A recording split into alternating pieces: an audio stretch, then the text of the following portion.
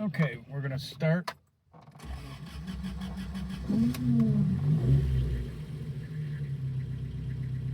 Not a cold start. We've been driving around a little bit, but we'll get to a cold start another time.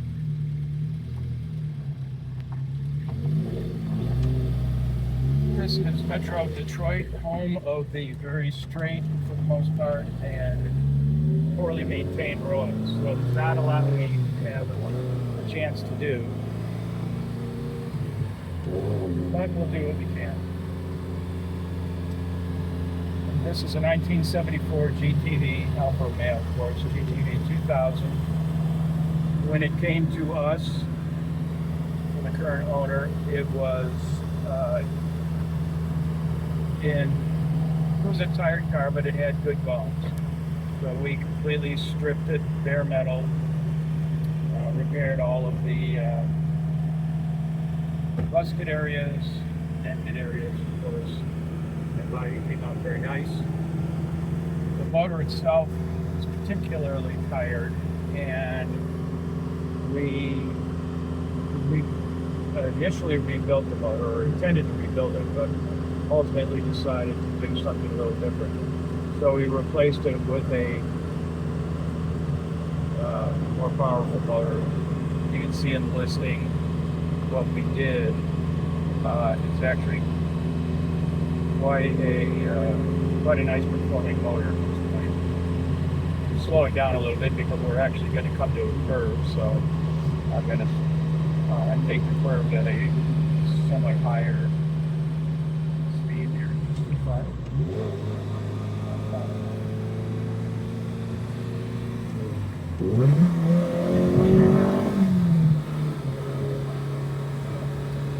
Handles really well.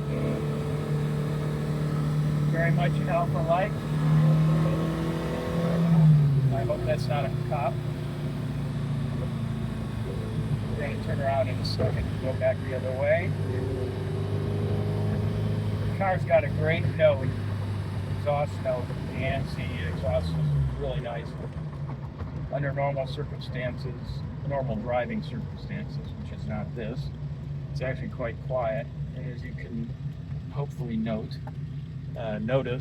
it idles very nicely. The tach bounces a little bit. The motor is actually yours.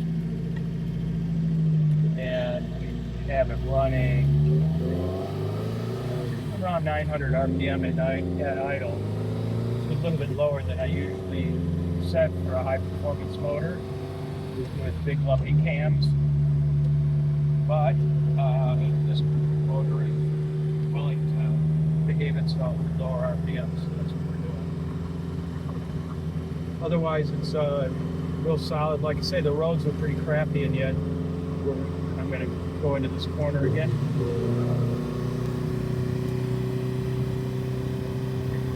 We're going to take on that, whatever that is, Ford Escort here pretty quick. Yeah, we blow by that one. If I don't get a ticket, I'll be shot. Let's see. Anyway, there was some discussion about why we changed from a Spica to electronic fuel injection. And the answer to that question is primarily because the car came to us with carbs. I think probably changed about 30 years ago. I'm going to kind of shenanigans through this neighborhood and irritate all the neighbors. But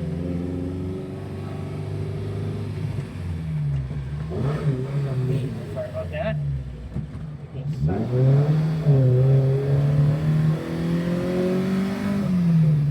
Take on that Amazon or the UPS truck here. The brakes are great. Handling it great. I'm going to run down this UPS truck, no problem.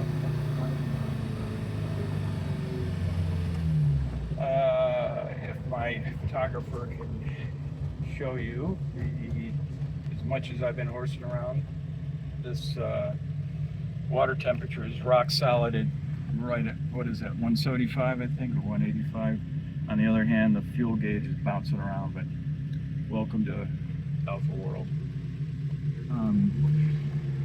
Hopefully we showed as well that the speedometer is very smooth.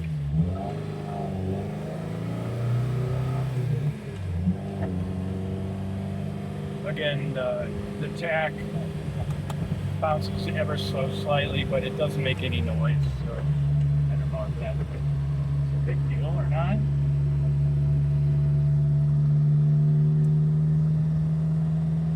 So this is home of the original Motor City royalty, the Fords, the Chryslers, the Durants, etc., etc. To the left, we're doing a little bit of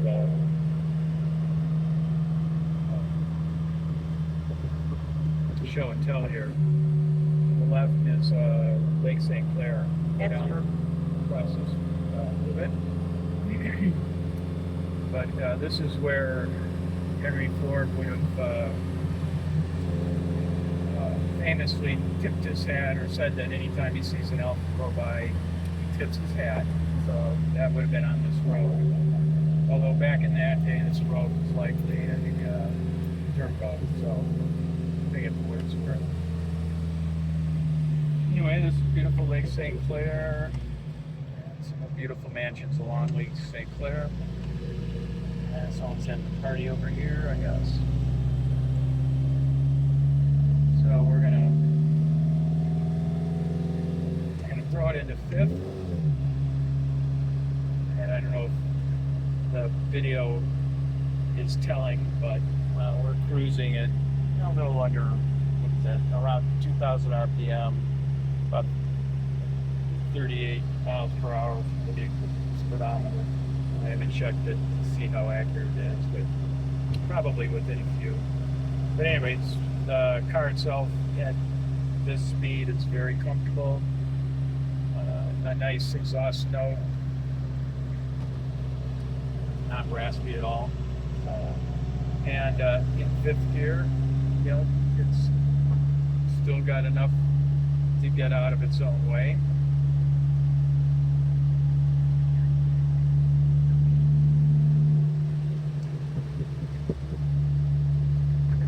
A little bit of a verbal decel after pushing the car hard.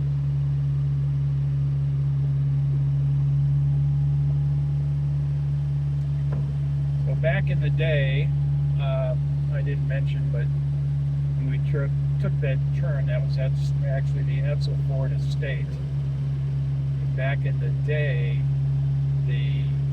we're heading due south now. Edsel Ford and family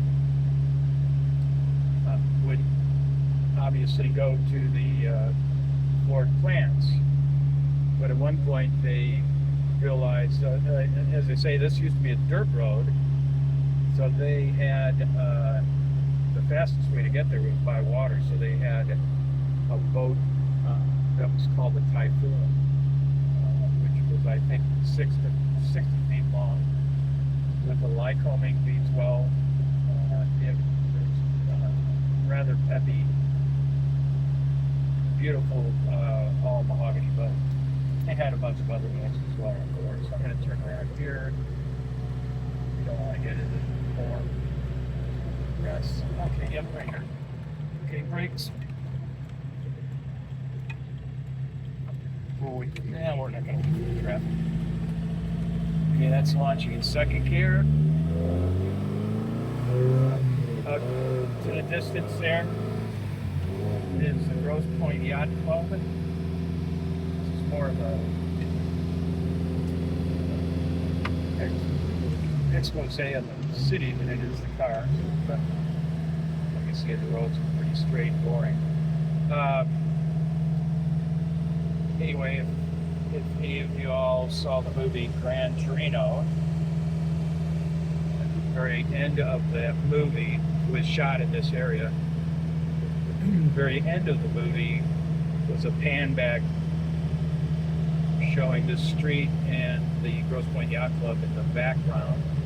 And one of our Alfa Romeos, 164 actually, was in that shot. So, a little bit of famous Clint Eastwood.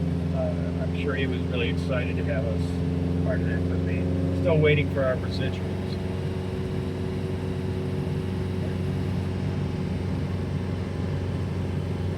Anyway, a very well-behaved car.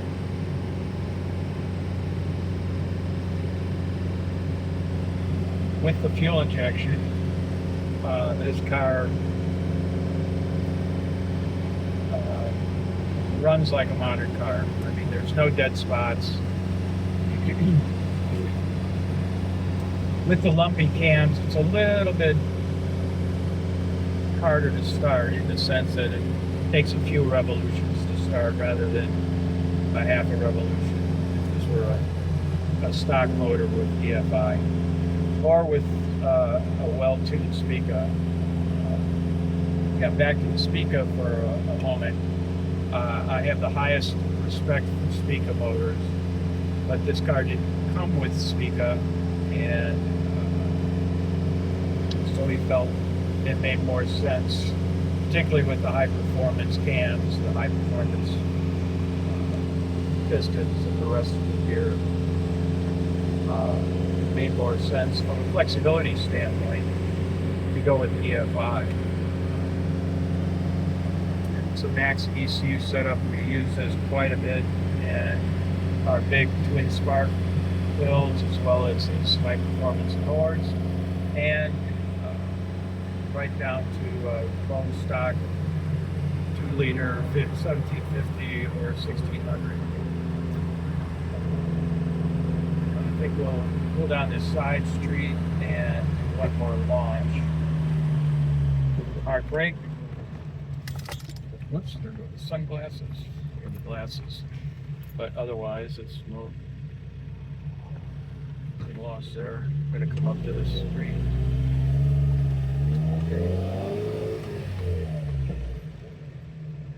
Do what every self-respecting teenager would do. Yes, guy thinks you're taking one. The UPS truck out of the way. We wave like that. Let's try that again.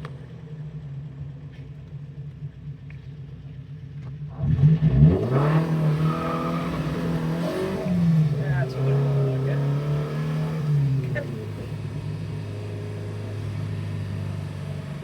And I think that concludes waiting for the police to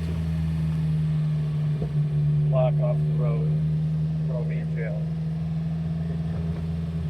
And cut.